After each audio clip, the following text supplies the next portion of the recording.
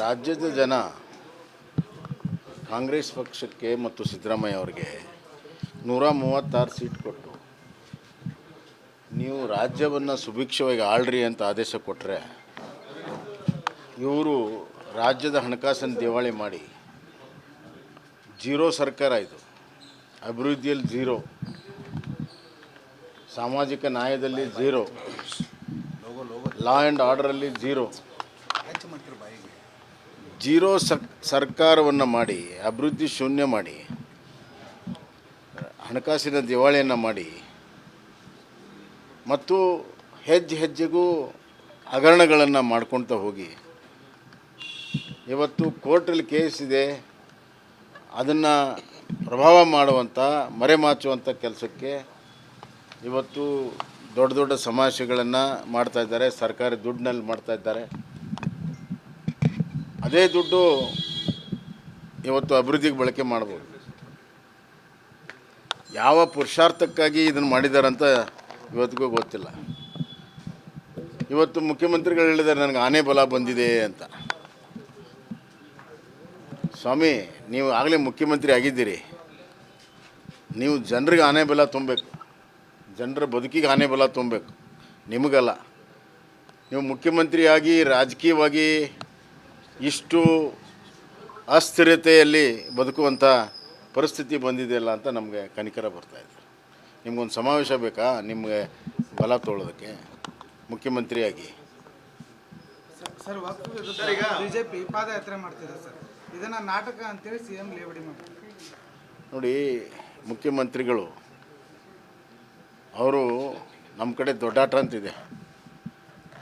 ದೊಡ್ಡಾಟ ಮಾಡುವಂಥ ಪ್ರಮುಖ ಪಾತ್ರಧಾರಿಗಳು, ಭಾಳ ಆವೇಶದಿಂದ ದೊಡ್ಡ ದೊಡ್ಡ ಮಾತುಗಳನ್ನು ಆಡುವಂಥ, ದೊಡ್ಡಾಟ ಮಾಡುವಂಥ ಪ್ರಮುಖ ಪಾತ್ರಧಾರಿಗಳು.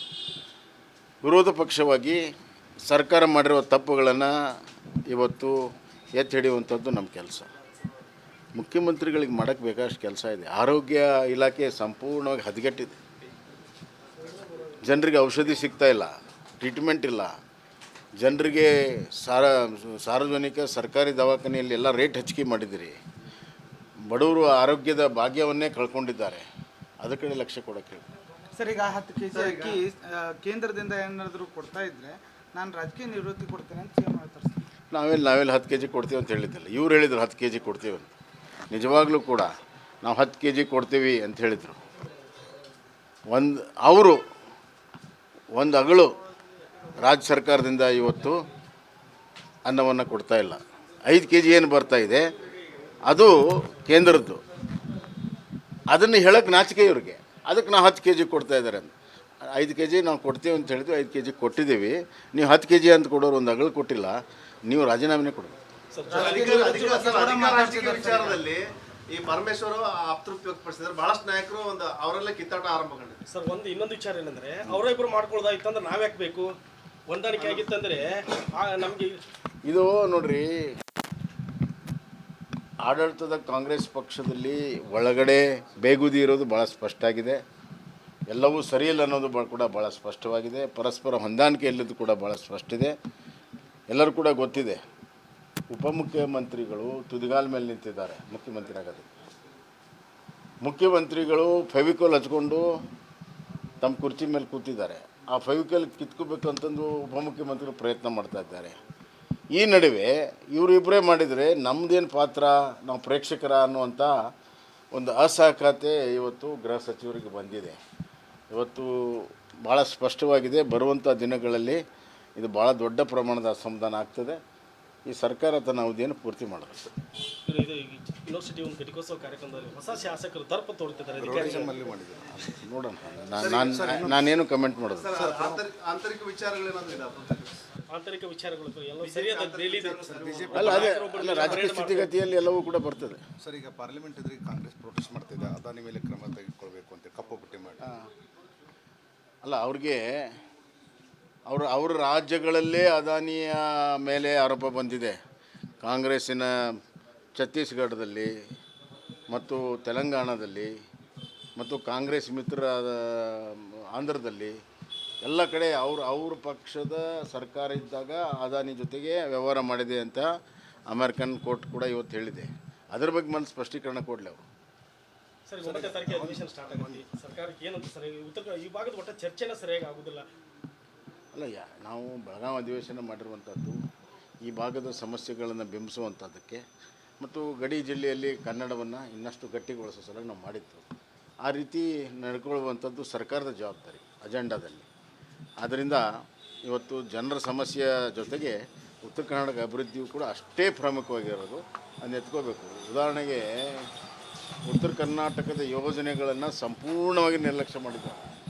ಅದು ಅಪ್ಪರ್ ಕೃಷ್ಣ ಇರ್ಬೋದು, ಮಹದಾಯಿ ಇರ್ಬೋದು, ಇನ್ನೊಂದಿರ್ಬೋದು, ಸಂಪೂರ್ಣವಾಗಿ ನೀರಾವರಿ ಇಡೀ ರಾಜ್ಯದ ನೀರಾವರಿ ನಿರ್ಲಕ್ಷ್ಯ ಮಾಡಿದ್ರೆ. ಅದ್ರಾಗ ಉತ್ತರ ಕರ್ನಾಟಕಕ್ಕಂತೂ ಉತ್ತರ ಕರ್ನಾಟಕದ ನೀರಾವರಿಯ ನಕ್ಷೆಯಿಂದನೇ ಇವತ್ತು ಏನು ನೀರಾವರಿ ನಕ್ಷೆ ಇರ್ತದೆ, ಒಂದು ವಾಟರ್ ಪ್ಲ್ಯಾನಿಂಗ್ ಏನಿರ್ತದೆ, ಅದರಲ್ಲಿ ಉತ್ತರ ಕರ್ನಾಟಕವೇ ಇಲ್ಲ.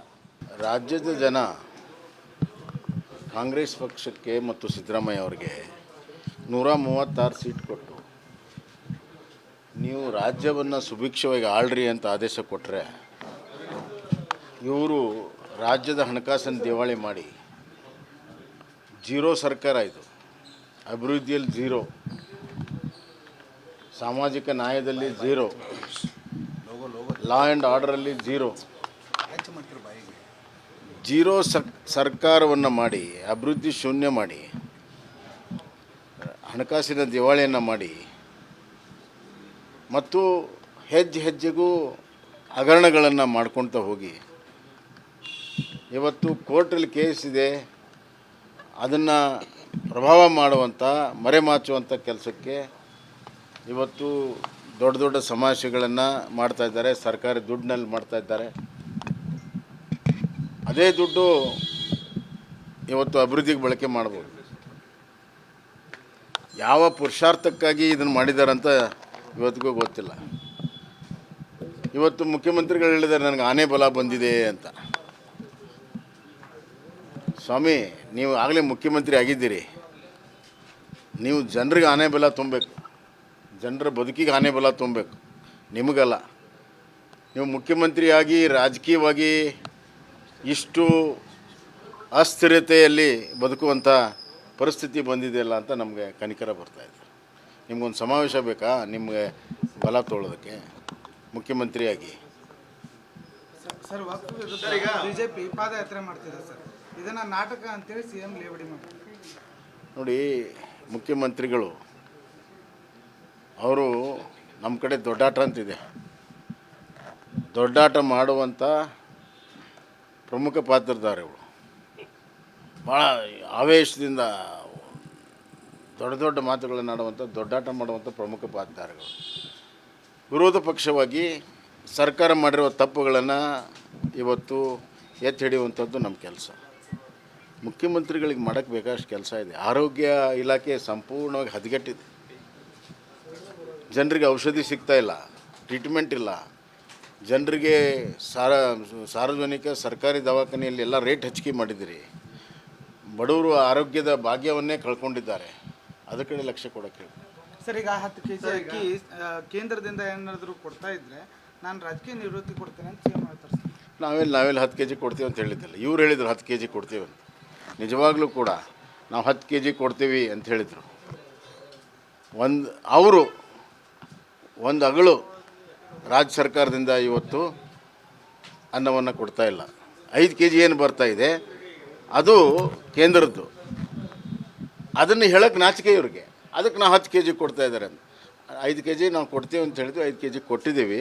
ನೀವು 10 kg ಅಂತ ಕೊಡೋರು ಒಂದು ಅಗಳು ಕೊಟ್ಟಿಲ್ಲ, ನೀವು ರಾಜೀನಾಮೆನೇ ಕೊಡಬೇಕು. ರಾಜಕೀಯ ವಿಚಾರದಲ್ಲಿ ಈ ಪರಮೇಶ್ವರ್ ಅತೃಪ್ತಿ ವ್ಯಕ್ತಪಡಿಸಿದ್ರೆ ಬಹಳಷ್ಟು ನಾಯಕರು ಅವರೆಲ್ಲ ಕಿತ್ತಾಟ ಆರಂಭಗೊಂಡಿದೆ. ಸರ್, ಇನ್ನೊಂದು ವಿಚಾರ ಏನಂದ್ರೆ ಅವರಿಬ್ಬರು ಮಾಡ್ಕೊಳ್ಳೋದಾಯ್ತಂದ್ರೆ ನಾವ್ಯಾಕೆ ಬೇಕು? ಹೊಂದಾಣಿಕೆ ಆಗಿತ್ತಂದ್ರೆ ನಮಗೆ ಇದು ನೋಡ್ರಿ, ಆಡಳಿತದ ಕಾಂಗ್ರೆಸ್ ಪಕ್ಷದಲ್ಲಿ ಒಳಗಡೆ ಬೇಗುದಿ ಇರೋದು ಭಾಳ ಸ್ಪಷ್ಟ ಆಗಿದೆ. ಎಲ್ಲವೂ ಸರಿಯಿಲ್ಲ ಅನ್ನೋದು ಕೂಡ ಭಾಳ ಸ್ಪಷ್ಟವಾಗಿದೆ. ಪರಸ್ಪರ ಹೊಂದಾಣಿಕೆ ಇಲ್ಲದ್ದು ಕೂಡ ಭಾಳ ಸ್ಪಷ್ಟ ಇದೆ. ಎಲ್ಲರೂ ಕೂಡ ಗೊತ್ತಿದೆ. ಉಪಮುಖ್ಯಮಂತ್ರಿಗಳು ತುದಿಗಾಲ ಮೇಲೆ ನಿಂತಿದ್ದಾರೆ ಮುಖ್ಯಮಂತ್ರಿ ಆಗೋದಕ್ಕೆ. ಮುಖ್ಯಮಂತ್ರಿಗಳು ಫೆವಿಕೋಲ್ ಹಚ್ಕೊಂಡು ತಮ್ಮ ಕುರ್ಚಿ ಮೇಲೆ ಕೂತಿದ್ದಾರೆ. ಆ ಫೆವಿಕೋಲ್ ಕಿತ್ಕೋಬೇಕು ಅಂತಂದು ಉಪಮುಖ್ಯಮಂತ್ರಿಗಳು ಪ್ರಯತ್ನ ಮಾಡ್ತಾ ಇದ್ದಾರೆ. ಈ ನಡುವೆ ಇವರಿಬ್ಬರೇ ಮಾಡಿದರೆ ನಮ್ಮದೇನು ಪಾತ್ರ, ನಾವು ಪ್ರೇಕ್ಷಕರ ಅನ್ನುವಂಥ ಒಂದು ಅಸಹಕಾರತೆ ಇವತ್ತು ಗೃಹ ಸಚಿವರಿಗೆ ಬಂದಿದೆ.